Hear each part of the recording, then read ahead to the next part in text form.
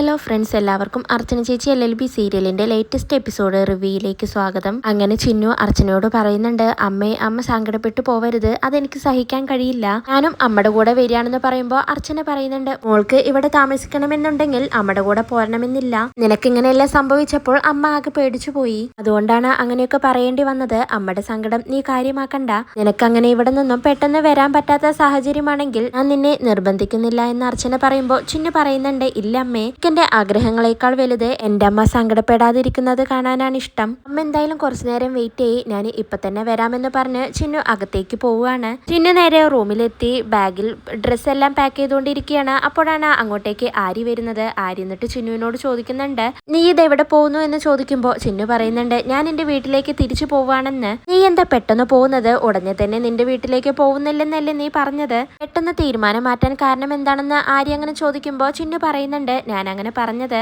അച്ഛന് വിഷമം വരാതിരിക്കാണ്, പക്ഷേ അത് അമ്മയ്ക്ക് നല്ല വിഷമായി, അമ്മയുടെ സങ്കടം എനിക്ക് കാണാൻ പറ്റില്ല എന്ന് ചിന്നു പറയുമ്പോൾ ആര്യ ചോദിക്കുന്നുണ്ട്, അപ്പൊ നിന്റെ അച്ഛന്റെ സങ്കടമോ എന്ന് ചിന്നു അപ്പൊ പറയുന്നുണ്ട്, അച്ഛന്റെ സങ്കടം ഞാൻ മാറ്റിക്കോളാം, ഞാൻ ഇനി ഇവിടെ വരുമ്പോ അച്ഛന്റെ ആ വിഷമം മാറിക്കോളും എന്ന് ചിന്നു പറയുമ്പോൾ ആര്യ അങ്ങനെ മനസ്സിൽ ചിന്തിക്കുകയാണ്, ഇവളിഞ്ഞ് പോയാൽ ഇനിയും വരുമോ, അതാണോ അവളുടെ പ്ലാൻ, നീ എങ്ങാനും ഇവളിവിടെ തിരിച്ചു വന്നാൽ ഞാൻ ഇവളെ ശരിപ്പെടുത്തുമെന്ന് അങ്ങനെ മനസ്സിൽ ചിന്തിക്കുകയാണ്. പിന്നീട് ആര്യാണെങ്കിൽ അഭിനയിച്ചുകൊണ്ട് ചിന്നുവിന്റെ കയ്യിൽ പിടിച്ചുകൊണ്ട് പറയുന്നുണ്ട്, നീ പോകുന്നതിൽ എനിക്ക് വളരെ വിഷമുണ്ട് ചിന്നു, ഒരാഴ്ച കൂടി കഴിഞ്ഞു പോയാ പോരെ എന്ന് ചോദിക്കുമ്പോൾ ചിന്നു പറയുന്നുണ്ട്, ഇല്ല ആര്യെ, എനിക്ക് പോണം, അമ്മ പുറത്ത് വെയിറ്റ് ചെയ്യാണ്, ഞാൻ പോകുന്നത് കൊണ്ട് നീ വിഷമിക്കണ്ട, നീ ഹാപ്പി ആയിട്ടിരിക്കണം, നിന്റെ സന്തോഷം കൂടി ഞാൻ നോക്കണ്ടേ, ശരിയെന്നാ ഞാൻ പോട്ടെ എന്ന് പറഞ്ഞ് ചിന്നു ബാഗും എടുത്തുകൊണ്ട് അവിടെ നിന്നും പോവുകയാണ്. ചിന്നു പോയതിൽ ആര്യക്കാണെങ്കിൽ നല്ല സന്തോഷമാവുന്നുണ്ട്. അതിനുശേഷം അർച്ചന ചിന്നുവിനെയും വെയിറ്റ് ചെയ്തുകൊണ്ടിരിക്കുകയാണ്. ചിന്നു അപ്പൊ ബാഗെല്ലാം എടുത്തുകൊണ്ട് അങ്ങോട്ടേക്ക് വന്ന് അമ്മയെ പോവല്ലേ എന്ന് ചോദിക്കുകയാണ്. അങ്ങനെ അർച്ചനയും ചിന്നു പോവാനായി നിൽക്കുമ്പോൾ അങ്ങോട്ടേക്ക് രുക്കുവും വിജയശങ്കറും ചന്ദ്രയും കൂടി വരികയാണ്. വിജയശങ്കർ എന്നിട്ട് ചിന്നുവിനോട് ചോദിക്കുന്നുണ്ട്, ചിന്നു നീ എന്താണ് പോകുന്നത്, ഇവിടെ താമസിക്കാമെന്നല്ലേ നീ പറഞ്ഞത്, അമ്പാട്ടേക്ക് പോകുന്നില്ലെന്ന് നീ അല്പം മുന്നേ പറഞ്ഞു, എന്നിട്ട് ഇപ്പൊ എന്താണ് നീ തീരുമാനം മാറ്റിയതെന്ന് വിജയശങ്കർ ചോദിക്കുമ്പോൾ ചിന്നു പറയുന്നുണ്ട്, അപ്പൊ എനിക്ക് അങ്ങനെ പറയാനാണ് തോന്നിയത്, ഞാൻ അങ്ങനെ പറഞ്ഞത് എന്റെ അമ്മയ്ക്ക് വളരെ സങ്കടമായി, എന്റെ അമ്മയെ സങ്കടപ്പെടുത്തിയിട്ട് എനിക്കിവിടെ താമസിക്കാൻ പറ്റില്ല അച്ഛൻ ക്ഷമിക്കണം, ഈ വീട്ടിൽ എനിക്ക് താമസിക്കാൻ ഇഷ്ടക്കുറവുണ്ടായിട്ടല്ല ഞാൻ പോകുന്നത്, എനിക്കിപ്പോ എന്തായാലും അമ്മയുടെ കൂടെ പോയേ പറ്റൂ എന്ന് ചിന്നു പറയുമ്പോൾ വീണ്ടും വിജയശങ്കർ ചിന്നുവിനെ ചന്ദ്രകാന്തത്തിൽ പിടിച്ചു നിർത്താനായി നോക്കുകയാണ്. മോളെ, നീയിപ്പോ പോകരുത്, അകത്തേക്ക് പോ, അച്ഛനാണ് പറയുന്നത്, നീയിപ്പോ അകത്തേക്ക് പോ എന്ന് വിജയശങ്കർ പറയുമ്പോൾ ചിന്നു പറയുന്നുണ്ട്, ഇല്ലച്ച എനിക്ക് പോയേ പറ്റൂ എന്ന് പറയാണ്. വിജയശങ്കർ ആണെങ്കിൽ അത് കേട്ട് ദേഷ്യത്തോടെ അർച്ചനയോട് പറയുന്നുണ്ട്, ഈ ഇവളെ ഇപ്പോ ഭീഷണിപ്പെടുത്ത് ഇവിടെ നിന്നും കൊണ്ടുപോവുകയാണല്ലേ എന്ന് ചോദിക്കുമ്പോൾ അർച്ചന പറയുന്നുണ്ട്, ഭീഷണിയും ആജ്ഞയൊക്കെ അവരുടെ ആയുധങ്ങളാണെന്നൊക്കെ എനിക്കറിയാം, ചിന്നു ഇങ്ങോട്ടേക്ക് വന്നത് അവളുടെ സ്വന്തം ഇഷ്ടപ്രകാരമാണ്, ഇങ്ങോട്ടേക്ക് വരരുതെന്ന് ഞാൻ അവളോട് പറഞ്ഞിട്ടില്ല, ഇപ്പൊ അവള് എന്റെ കൂടെ വരുന്നതും സ്വന്തം ഇഷ്ടപ്രകാരമാണ്, ബാട്ടി വീടിനേക്കാൾ ഇഷ്ടം ഇവൾക്ക് ചന്ദ്രകാന്തമാണെന്ന് നിങ്ങളിപ്പോ പറഞ്ഞല്ലോ, ആരുടെയും ഇഷ്ടാനിഷ്ടങ്ങൾ ഞാൻ തിരുത്തുന്നില്ല, ഒരു കാര്യം കൂടി നിങ്ങൾ മനസ്സിലാക്കണം, ചിന്നുവിനെ ചന്ദ്രകാന്തത്തിൽ താമസിക്കുന്നതിനേക്കാൾ സുരക്ഷിതത്വം അമ്പാട്ട് വീട്ടിലുണ്ട്, ഭാര്യയായാലും മക്കളായാലും സഹോദരങ്ങളായാലും സ്നേഹം മനസ്സിന്റെ അടിത്തട്ടിൽ നിന്നാണ് ഉണ്ടാവേണ്ടത്, നാടകം കളിച്ചാൽ അത് നിലനിൽക്കില്ല, ഇതിന്റെ ക്ലൈമാക്സ് പൊളിയുന്നത് വരെ നാടകം ആടേണ്ടവർക്ക് ആടാം, എന്തായാലും ഞാനിപ്പോ എന്റെ മോളെ കൊണ്ടുപോവാണ്, തടയാൻ ആർക്കും ഉദ്ദേശമില്ലല്ലോ എന്നും പറഞ്ഞുകൊണ്ട് അർച്ചന ചിന്നുവിനോട് വരാനായി പറയാണ്. ചിന്നു ആണെങ്കിൽ വിജയശങ്കറിനോടും ചന്ദ്രയോടും രുക്കുവിനോടൊക്കെ യാത്ര പറഞ്ഞ് അവിടെ നിന്നും പോവുകയാണ്. വീണ്ടും അർച്ചനയുടെ മുന്നിൽ വിജയശങ്കറും ചന്ദ്രയും രുക്കുവും നാണം കെട്ട് അങ്ങനെ നിൽക്കുകയാണ്. ചിന്നു പോയതിനു ശേഷം ചന്ദ്ര വിജയശങ്കറിനോട് ദേഷ്യപ്പെടുകയാണ്. വിജയേട്ടൻ ഇപ്പോ തൃപ്തിയായല്ലോ, എന്തൊക്കെയായിരുന്നു, ഞാൻ വിജയേട്ടനോട് എപ്പോഴും പറയാറുണ്ട്, അവള് നമ്മുടെ പക്ഷത്ത് നിൽക്കില്ല, അവളുടെ അമ്മയെ കണ്ട അവള് മറുകണ്ഠം ചാടും, നമ്മൾ ഇത്രയും ദിവസം അവളെ സംരക്ഷിച്ചതിന്റെ നന്ദിയെങ്കിലും അവൾ കാണിച്ചോ, നന്ദി കെട്ടവൾ, അർച്ചനയുടെ മോളിൽ നിന്ന് നന്ദികേടല്ലാതെ വേറൊന്നും പ്രതീക്ഷിക്കണ്ടല്ലോ എന്നൊക്കെ ചന്ദ്ര അങ്ങനെ പറയാണ്. ഇതെല്ലാം കേട്ട് വിജയശങ്കർ ചന്ദ്രയോട് പൊട്ടിത്തെറിക്കുകയാണ്, നിർത്തടി, മതി,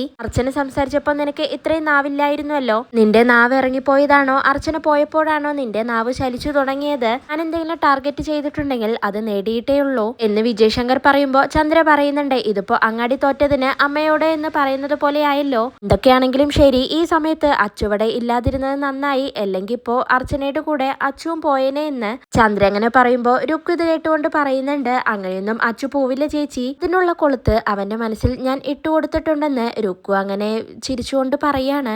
അമ്പാട്ടിലാണെങ്കിൽ ചിന്നുവിന് സംഭവിച്ച കാര്യങ്ങളെല്ലാം അറിഞ്ഞ് അനന്തനും മൂതനും രമ്യയും എല്ലാവരും തന്നെ ചിന്നുവിനെയും വെയിറ്റ് ചെയ്തുകൊണ്ട് അങ്ങനെ ഇരിക്കുകയാണ്. അപ്പോഴാണ് അങ്ങോട്ടേക്ക് മഞ്ജു വരുന്നത്. ചിന്നു നമ്മളോട് ആരോടും പറയാതെ സ്വന്തം ഇഷ്ടപ്രകാരത്തിന് പോയപ്പോഴേ ഞാൻ ഇതെല്ലാം ഊഹിച്ചിരുന്നു, ഇപ്പൊ എങ്ങനെ ഇരിക്കുന്നു, ഇതിനെയാണ് ഗുരുത്വദോഷം എന്ന് പറയുന്നത് എന്നങ്ങനെ മഞ്ജു പറയുമ്പോ രമ്യ പറയുന്നുണ്ട്, അതിനിപ്പോ ചിന്നുവിനൊന്നും സംഭവിച്ചില്ലല്ലോ, അവള് സേഫ് ആണെന്നല്ലേ ചേച്ചി നമ്മളെ വിളിച്ചു പറഞ്ഞത് എന്നങ്ങനെ രമ്യ പറയുമ്പോ മുകുന്ദനും അനന്തനും പറയുന്നുണ്ട്, അച്ചു അവിടെ ഉണ്ടായിട്ട് പോലും ചിന്നു അവിടെ സുരക്ഷിത അല്ലായിരുന്നു, എന്തായാലും ചിന്നുങ്ങോട്ടേക്ക് വരട്ടെ എന്ന് അവരങ്ങനെ പറഞ്ഞുകൊണ്ട് നിൽക്കുമ്പോഴാണ് ചിന്നും അർച്ചനയും കൂടി വരുന്നത്. ചിന്നുവിനെ കാണുന്നതും എല്ലാവർക്കും വളരെ സന്തോഷാവുന്നുണ്ട്. എന്നിട്ട് എല്ലാവരും ചിന്നുവിനോട് ഓരോ കാര്യങ്ങൾ ചോദിക്കുകയാണ്. മഞ്ജു അപ്പോ അർച്ചനയോട് ചോദിക്കുന്നുണ്ട്, ആരാ ചേച്ചി ഇവളെ രക്ഷപ്പെടുത്തിയതെന്ന്. അർച്ചനപ്പ പറയുന്നുണ്ട്, ജീവൻ കുമാർ എന്നൊരു ബിസിനസ് മാനാണ് ഇവളെ രക്ഷപ്പെടുത്തിയത്, തക്ക സമയത്ത് അയാൾ വന്നില്ലായിരുന്നെങ്കിൽ ഇവളുടെ അവസ്ഥ എന്താവുമായിരുന്നു, എനിക്ക് ഓർക്കാൻ പോലും കഴിയുന്നില്ല, അയാളെ എനിക്ക് കാണാൻ പറ്റിയില്ല എന്നങ്ങനെ അർച്ചന പറയുമ്പോ മഞ്ജു പറയുന്നുണ്ട്, ആരാണെങ്കിലും ജീവൻ കുമാർ എന്ന അയാളെ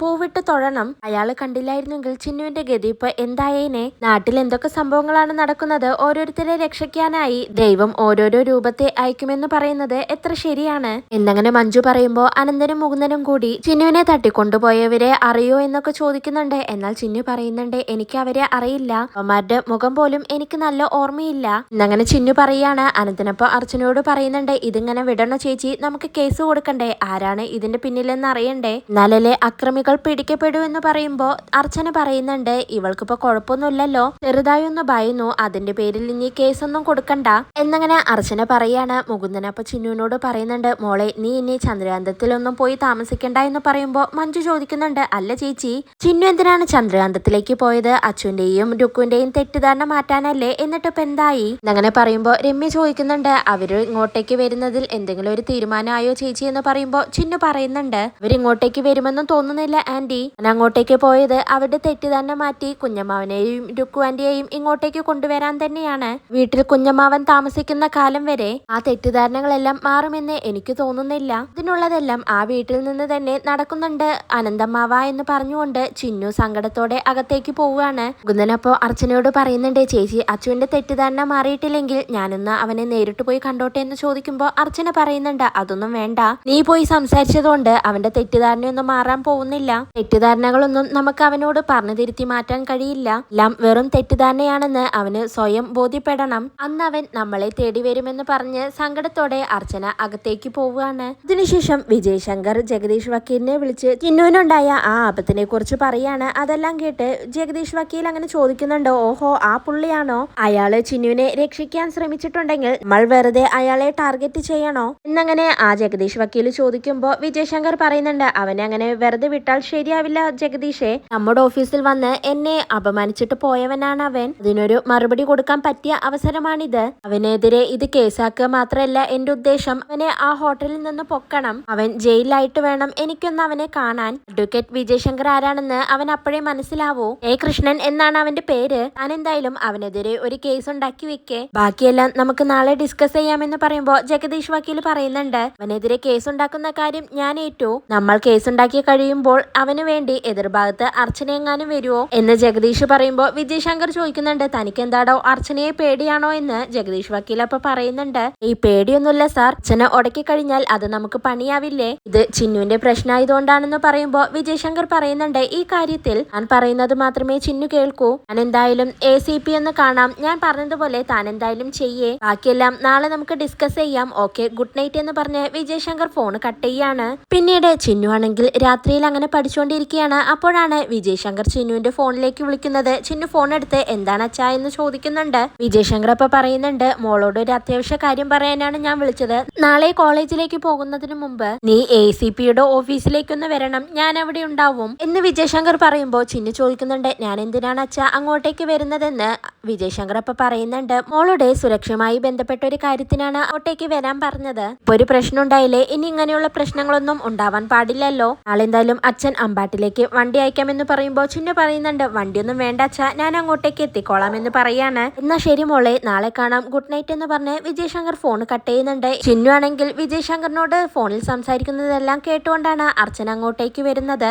ചിന്നു, നിന്റെ അച്ഛൻ എന്തിനാണ് നിന്നെ ACP ഓഫീസിലേക്ക് വിളിച്ചതെന്ന് ചോദിക്കുമ്പോ ചിന്നു പറയുന്നുണ്ട്, അറിയില്ല അമ്മേ, ഒന്നും വ്യക്തമായി പറഞ്ഞില്ല, എന്റെ സുരക്ഷയുമായി ബന്ധപ്പെട്ട എന്തോ ഒരു കാര്യത്തിനാണെന്നാണ് പറഞ്ഞത്. ഞാൻ നാളെ അവിടെ പോണോ അമ്മേ എന്ന് ചിന്നു ചോദിക്കുമ്പോ അച്ഛനെ മനസ്സിൽ ചിന്തിക്കുന്നുണ്ട്, നല്ല ഉദ്ദേശത്തോടെ അല്ല ACP ഓഫീസിലേക്ക് വിജയശങ്കർ ചിന്നുവിനെ വിളിച്ചിരിക്കുന്നത്, എന്താണെങ്കിലും അത് അറിയണമല്ലോ എന്ന് ചിന്തിച്ചുകൊണ്ട് ചിന്നുവിനോട് പറയുന്നുണ്ട്, നാളെ എന്താണ് കാര്യമെന്നറിയാൻ നീ അവിടെ പോവണമല്ലോ, സ്ഥിതിക്ക് നീ എന്തായാലും പോവാതിരിക്കണ്ട എന്ന് പറയാണ്. പിറ്റേ ദിവസം രാവിലെ വിജയശങ്കർ ആണെങ്കിൽ ചിന്നുവിനെയും വെയിറ്റ് ചെയ്തുകൊണ്ട് ACP ഓഫീസിൽ അങ്ങനെ നിൽക്കുകയാണ്. ചിന്നു ഇപ്പൊ വരാതിരിക്കോ, അവള് വരാതിരുന്നെങ്കിൽ എന്റെ പ്ലാൻ ഒന്നും നടക്കില്ല, എല്ലാം പൊളിയും, ഇനിയിപ്പോ അർച്ചന എങ്ങാനും ഇതിൽ ഇടപെട്ടിട്ടുണ്ടാവുമോ എന്നൊക്കെ ജയശങ്കർ അങ്ങനെ ചിന്തിച്ചു നിൽക്കുമ്പോഴാണ് അങ്ങോട്ടേക്ക് അർച്ചനയും ചിന്നുവും കൂടി വരുന്നത്. ജയശങ്കർ ആണെങ്കിൽ അവരെ കണ്ട് മനസ്സിൽ ചിന്തിക്കുന്നുണ്ട്, ഈ ചിന്നു എന്തിനാണ് ഇവളെ കൂട്ടിക്കൊണ്ടുവന്നത്, പ്രശ്നമായല്ലോ എന്നങ്ങനെ ചിന്തിക്കുകയാണ്. വിജയശങ്കർ എന്നിട്ട് ചിന്നുവിനോട് ചോദിക്കുന്നുണ്ട്, നിന്നോട് തനിച്ച് വരാനല്ലേ ഞാൻ പറഞ്ഞത്, നീ എന്തിനാണ് അമ്മയെ കൂട്ടിക്കൊണ്ടുവന്നത്, അർച്ചനെ നിന്റെ ആവശ്യം ഇവിടെ ഇല്ല,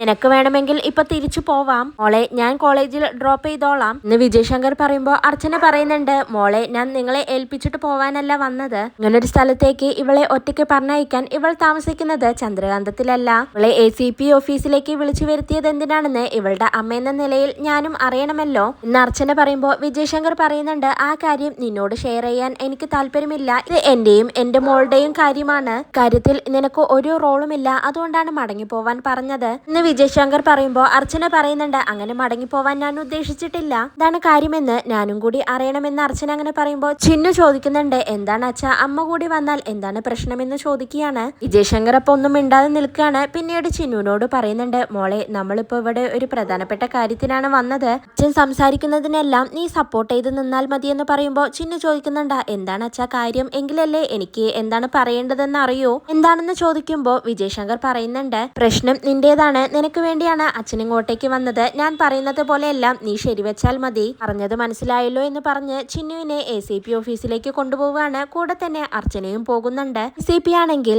ജയശങ്കർ കൊടുത്ത പരാതി വായിച്ചുകൊണ്ട് ചിന്നുവിനോട് ചോദിക്കുന്നുണ്ട്, അവളുടെ അച്ഛൻ തന്ന ഈ പരാതിയിൽ പറഞ്ഞിരിക്കുന്നതെല്ലാം നടന്ന സംഭവങ്ങളാണോ എന്ന് ചോദിക്കുമ്പോൾ അർച്ചന ചോദിക്കുന്നുണ്ട്, പരാതി എന്താണെന്ന് ഞങ്ങൾക്കറിയില്ലല്ലോ മാഡം എന്ന് അർച്ചന പറയുമ്പോ ACP വിജയശങ്കറിനോട് ചോദിക്കുന്നുണ്ട്, പരാതി എന്താണെന്ന് ഇവർക്ക് അറിയില്ലേ സാർ എന്ന് ചോദിക്കുകയാണ്. വിജയശങ്കർ അപ്പൊ പറയുന്നുണ്ട്, എന്താണ് സംഭവിച്ചതെന്ന് ചിന്നു എന്നോട് പറഞ്ഞിരുന്നു, അതിന്റെ അടിസ്ഥാനത്തിലാണ് ഞാൻ പരാതി തയ്യാറാക്കിയത്, ചിന്നു ഇവിടെ തന്നെയുണ്ടല്ലോ, മാഡത്തിനെ എല്ലാം നേരിട്ട് തന്നെ ചോദിക്കാമെന്ന് പറയുമ്പോ ACP ചിന്നുവിനോട് ചോദിക്കുന്നുണ്ട്, ചിന്നുവിനെ ഈ പരാതിയിൽ പറയുന്ന പ്രതി പിടിച്ചുകൊണ്ടുപോയതാണോ എന്നങ്ങനെ ചോദിക്കുമ്പോ ചിന്നു ആണെങ്കിൽ ആകെ ടെൻഷൻ ആവുന്നുണ്ട്. വിജയശങ്കർ അപ്പൊ പറയുന്നുണ്ട്, എന്റെ മോളെ ബലമായി അയാൾ പിടിച്ചുകൊണ്ടുപോയതാണ് മാഡം, എന്റെ മോളെ അയാൾ ഹോട്ടലിലേക്കാണ് വിളിച്ചുകൊണ്ടുപോയത്, ഇതും തെറ്റായ ഉദ്ദേശത്തോടു കൂടിയാണ്, തക്ക സമയത്ത് ഞാൻ അവിടെ എത്തിയത് കൊണ്ട് മാത്രമാണ് എന്റെ മോള് രക്ഷപ്പെട്ടത് എന്നങ്ങനെ വിജയശങ്കർ പറയുമ്പോ അർച്ചന ഇതെല്ലാം കേട്ടുകൊണ്ട് ചോദിക്കുന്നുണ്ട്, വിജയശങ്കർ നിങ്ങൾ ആരെയാണ് ഈ പ്രതിയാക്കാൻ നോക്കുന്നത്, അയാളാണ് ശരിക്കും ചിന്നുവിനെ രക്ഷിച്ചതെന്ന് അർച്ചന പറയുമ്പോ